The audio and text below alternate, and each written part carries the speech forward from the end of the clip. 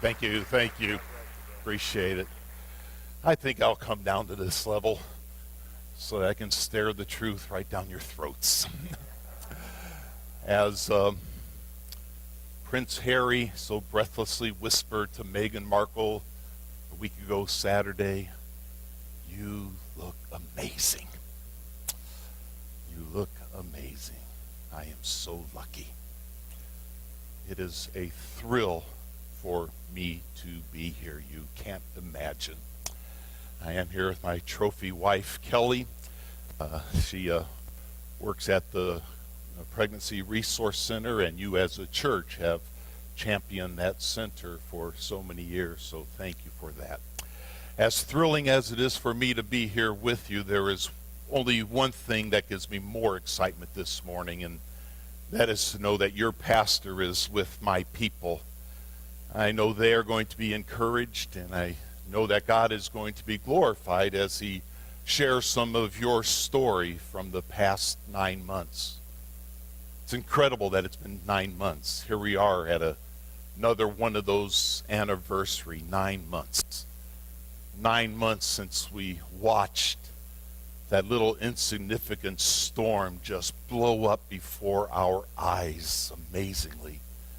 9 months since we struggled to board up our homes and secure our possessions. 9 months since we loaded our precious belongings and our families into our cars and sent them down the road. Incredible to think it's been 9 months since there was that awesome destruction. And now here we are 5 days away from the next hurricane season. And the storms aren't wanting to wait. There's already one in the Gulf that people are tracking. What are we to think? What are we to believe? How are we to live? You cannot go what you went through without reflecting. You cannot cut that 4-foot line and pull the drywall off the wall without reflecting. You can't muck out a house without reflecting. You can't throw your possessions, your livelihood to the curb without reflecting. You see, we need to reflect because sometimes the darkest storms bring the greatest theology. It was true of David. David went through an incredibly dark storm. A devastating, chaotic, Category 5 kind of storm. And coming through that storm, he came away with a pretty good theology. You see it in Psalm chapter 29. If you would, I encourage you to turn there with me in your copy of God's Word to Psalm chapter 29. This psalm begins in a bit of an unexpected way, in an unanticipated place. Look at it, Psalm 29, beginning in verse 1. David issues a call to worship. He says, "Ascribe to the Lord, you heavenly beings, ascribe to the Lord glory and strength. Ascribe to the Lord glory due his name. Worship the Lord in the splendor of his holiness." Where does this psalm begin? It begins in heaven. It begins in an unexpected way with praise. You see, in the rest of the psalm, chaos is breaking out on earth. There's a devastating storm. And yet the psalm begins with the curtain peeled back, and we are able to look into the throne room, and we see the heavenly beings, God glory. The cherubim and the seraphim shouting glory. Those 4 living creatures that John speaks of in the Revelation, those 4 flying creatures that buzz the throne, shouting, "Holy, holy, holy." All of heaven is giving him glory, even though here on earth there is a dramatic storm breaking out. I will never forget the morning after Harvey. Kelly and I stayed home. I'm not sure why. I think it was one of those pastor things where you want to be close to the people. I will never forget staying up all night wondering when that tree in our backyard was going to come down on our house, but fortunately it never did. I got up the next morning and plugged in the generator and periodically would turn on the news to get an update of what was taking place here and reaches further north of here. And I remember watching one of the newscasts, and they went to commercial break, and they said, "Join us later on today for the tennis finals coming live from Sweden. And after you watch tennis in New York City, there's going to be the finals of the track and field event." I about came up out of my chair thinking, why are they playing tennis? Don't they know the chaos that is taking place here? How can you be having a track and field event in New York City when there's such devastation going on around here? You see, even though what we were going through was devastating, it didn't change what was going on in Sweden. It didn't change what was going on in New York. And it didn't change what's going on in heaven. He is still on the throne. It did not diminish any of his godness. It did not diminish any of his worthiness. He is still the one on the throne of whom all the heavenly beings shout, "Glory, glory, glory." Although we went through a terrible, terrible time, and some of you are still going through it, it doesn't change the fact of who he is. He is God who is on the throne. With that truth firmly implanted in his mind, David enters into the storm. Maybe because that truth was firmly implanted into his heart, he was able to go into the storm. We see the storm beginning in verse 3. The Israeli News Weather Service issues a tropical weather alert. There is something brewing over the Mediterranean Sea. Look at it in verse 3. The voice of the Lord is over many waters. The God of glory thunders. The Lord thunders over the mighty waters. The voice of the Lord is powerful. The voice of the Lord is majestic. The voice of the Lord breaks the cedars. Out over the Mediterranean Sea, there is a low-pressure system developing. Things are coming into play that would make Dale Nelson very, very excited. Something is about to happen. You see a couple of repetitions in these verses, don't you? You see the voice of the Lord, the voice of the Lord. 4 times, the voice of the Lord. What is the voice of the Lord? Well, the closest explanation David can give of it is thunder. It's something mighty. It's something majestic. The voice of the Lord. You see another word repeated, don't you? It's the word Lord. In fact, in these 11 verses, in these 11 verses, the word Lord is repeated 18 times.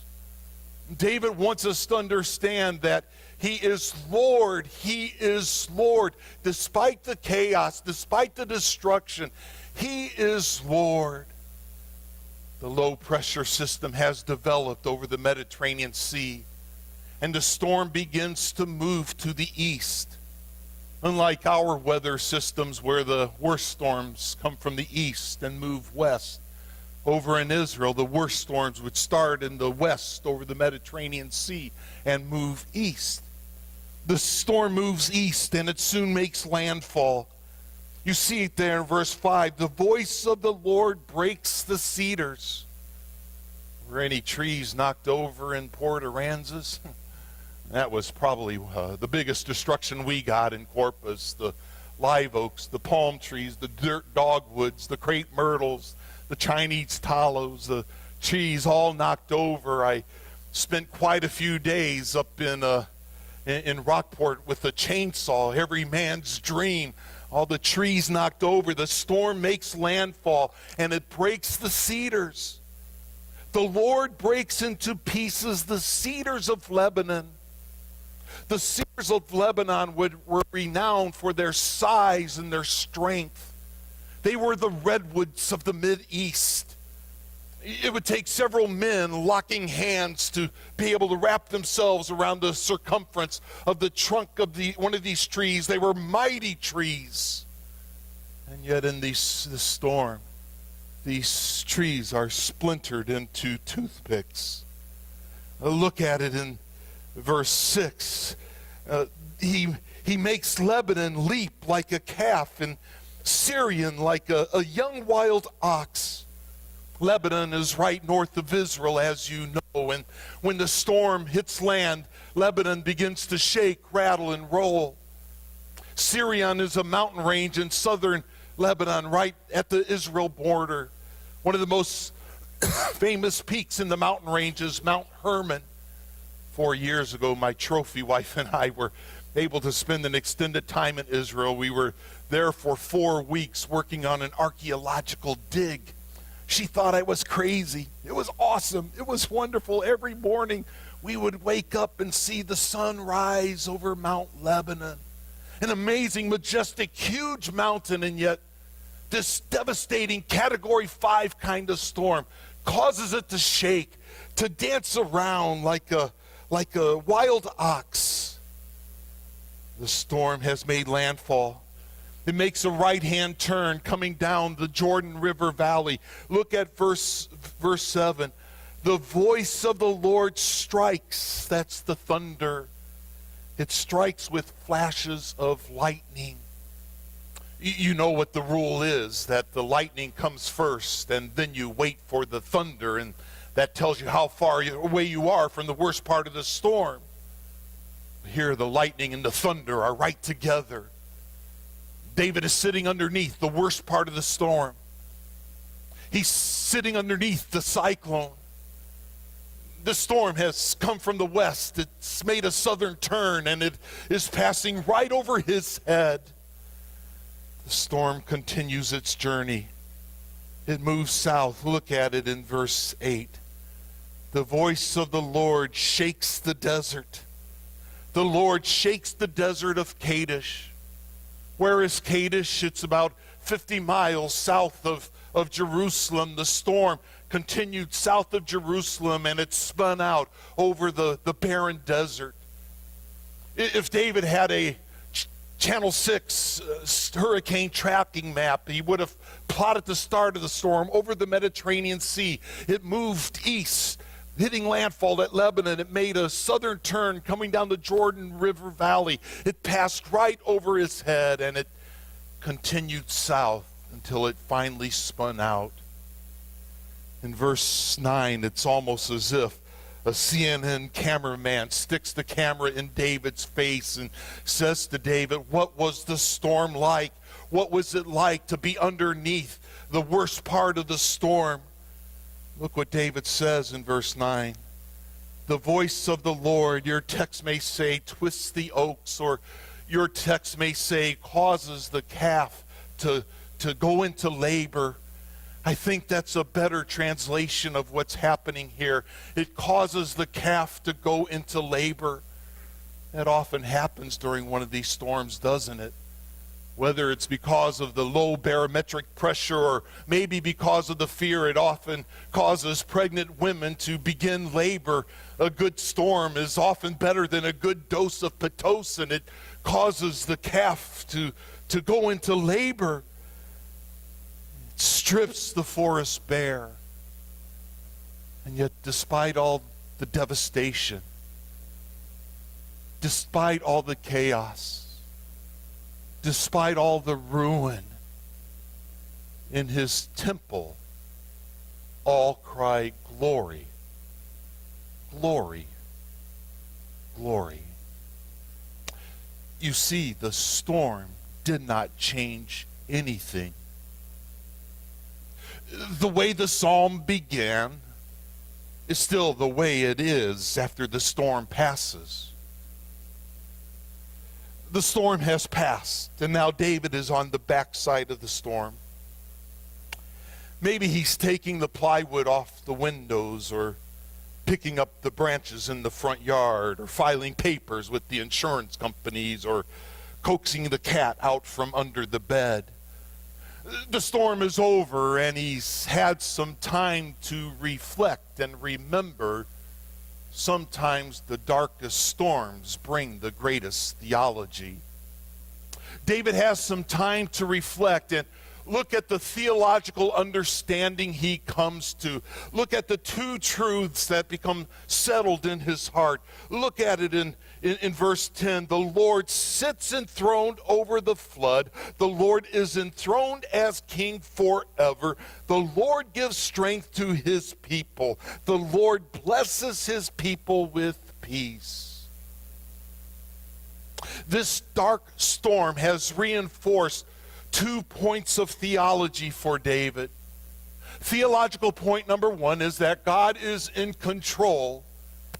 And theological point number 2 is that God is involved. God is in control. That's the point of verse 10, isn't it? Isn't it the point of this whole psalm? Isn't that why David begins the psalm by opening up the curtains and we're able to peek into the throne room and see the heavenly host shouting, "Glory, glory, glory. He is enthroned." Isn't that why the word Lord is repeated 18 times in these 11 verses? He is in control. David reinforces that theological point that God is in control despite the worst storms we will ever face here in verse 10. Your text might say the Lord sits enthroned at the flood. A better translation is really a past tense. The Lord sat at the flood. It's a past tense verb, and we wonder how far in the past was David looking? Was he looking at that storm that had just come through with a tremendous downpour or a tidal surge? Is he talking about that flood, that during that flood he just went through, the Lord sat? I think the key to understanding it is in the word the flood. It's an unusual word for flood. In fact, it's only used one other time in the Old Testament. Can you guess where? In Genesis chapter 6, during the days of Noah. During the days when God sent that most devastating of all storms, the cataclysmic breaking up of the deep, the falling from the skies above, that devastating flood that wiped out all of creation except for those on the ark. Even at that most devastating chaos of all, God was still on the throne. He was on the throne. Despite the worst kinds of storms, he is in control. He is on the throne. He is in control. He is powerful enough to take care of us. David learned that through the storm. He wasn't the only one to look at nature and to learn something about the character of God. In Job, God had a conversation with Job. Actually, it's more of a monologue, for Job was filled with questions, wondering where God was, why God didn't intervene. And God says to Job in Job chapter 38:22, "Have you ever entered the storehouses of the snow?" For those of you in South Texas, snow is white stuff that falls from the sky. And for those, have you ever entered into the storehouses of the snow or seen the storehouses of hail, which I reserve for the time of trouble, for the days of war and battle? What is the way to the place where the lightning is dispersed, or the place where the east winds are scattered over the earth? Do you know where that place is? You don't, but God does. Who cuts a channel for the torrents of rain, a path for the thunderstorms? Are you able to do that? God is able to do that. Who is able to water the lands where no one lives in an uninhabited desert, to satisfy the desolate wasteland, to make it sprout with grass? Does the rain have a father? Who fathers the drops of dew? From whose womb comes the ice? Who gives birth to the frost from the heavens, when the waters come hard as stone, when the surface of the deep is frozen? Are you able to do any of that? God is able to do all of those things. Do you send lightning bolts on their way? Do they report to you, "Here we are"? Who gives the ibis wisdom or gives the rooster understanding? Who has the wisdom to count the clouds? Who can tip over the water jars of the heavens when the dust becomes hard and the clods of earth stick together? Job had to look at creation. He had to look at the power and the might of God displayed in nature and come to understand that God is in control. That was David's point. God sat on the throne at the flood, and he sits on the throne forever. He is powerful. Powerful enough to take care of us. He is in control. No matter how massive the storm, he is in control. No matter how strong the winds, no matter how deep the rain, he is in control. No matter how big the eye, he is in control. Sometimes it's in the darkest storms that we learn that theology. But there's another point of theology that David has grabbed hold of. Look at verse 11. The Lord gives strength to his people. He blesses his people with peace. God doesn't just sit on the throne listening to the heavenly host shouting, glory, glory, glory, turning a deaf ear to us. No, he hears us. He listens to us.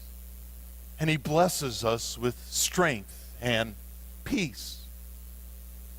He is involved in our lives. He cares about us. He is passionate enough to care for us.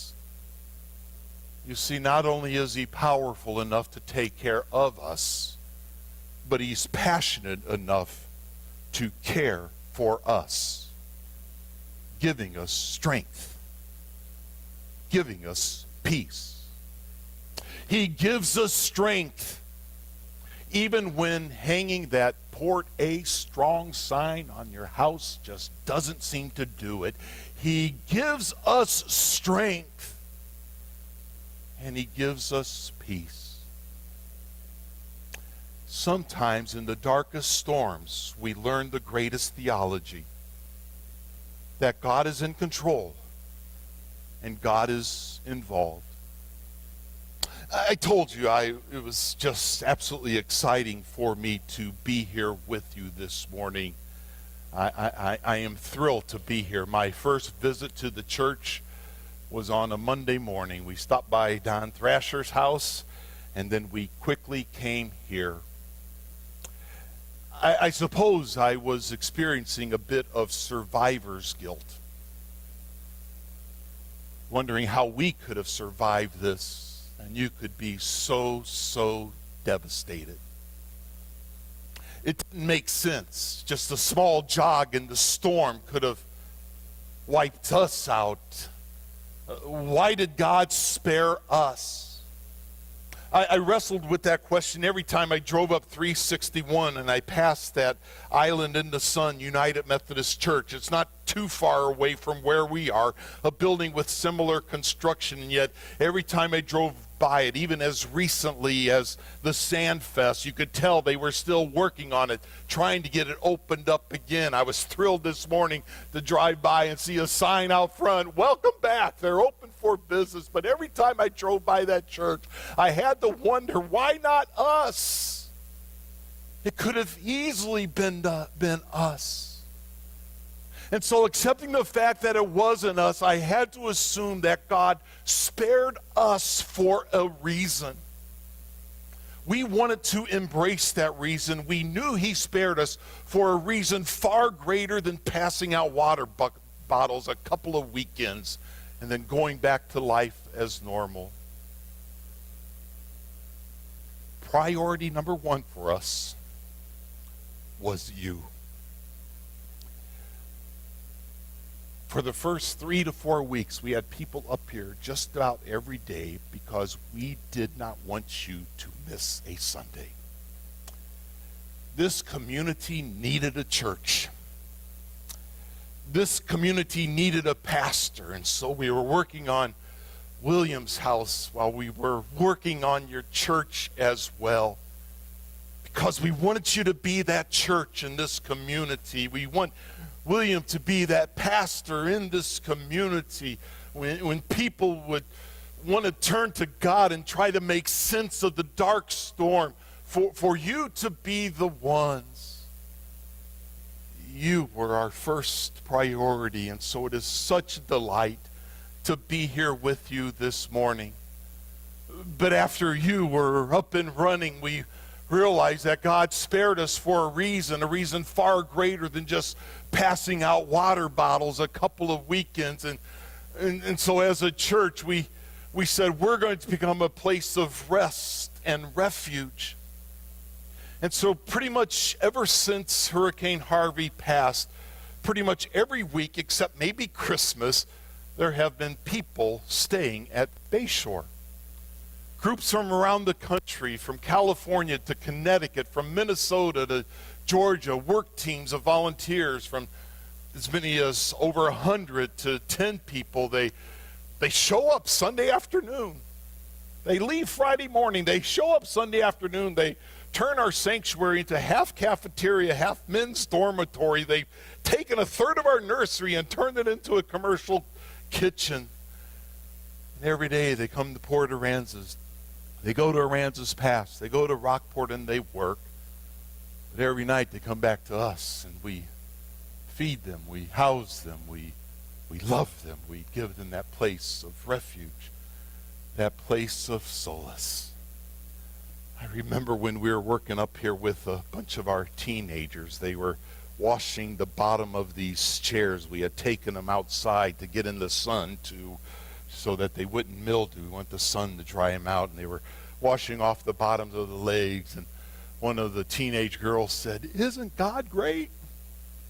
I was thinking, people of Port Aransas probably don't think so right now. Well, what do you mean by that? And she said, remember how earlier in the summer we were supposed to go on a mission trip up to Houston, but for a lot of reasons that mission trip got canceled?